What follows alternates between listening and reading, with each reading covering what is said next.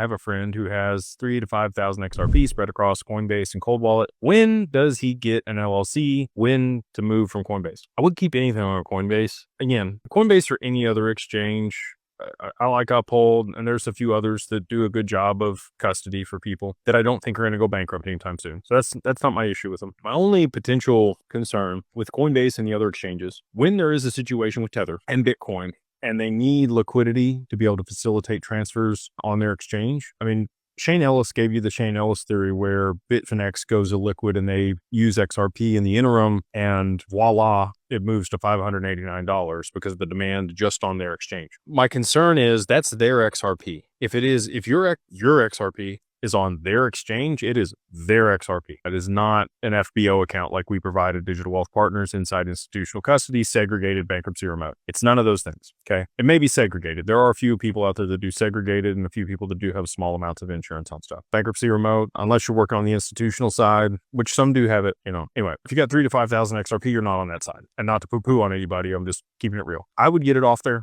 get it on your cold wallet, just so that you don't have any counterparty risk. You still have your own risk at that point, right? Like you have radical responsibility. There's no recourse. There's no insurance on your cold wallet. I would get it off the exchange. I'd get it on the cold wallet. If you don't feel comfortable having it all in one place, maybe have 2 cold wallets. Zaman is a hot wallet, but it's secure. I like Weed Say. I like his products. I think that they're doing a good job. They are charging fees now for larger transactions on there. They got to make money somehow. So I get that. It didn't used to be that way though. So anyway, I would get it off of Coinbase. If it were me, that's what I would do. If you want to sell some later, you move it back on there. You got an account. Right. And then for the LLC, again, once you get to somewhere between $50,000 and $80,000 in total portfolio value in crypto, that's where things start to make sense on the cost of benefit. Less than that, you're going to be better suited, just continue to dollar cost average and spend $2,000 on that versus the LLC.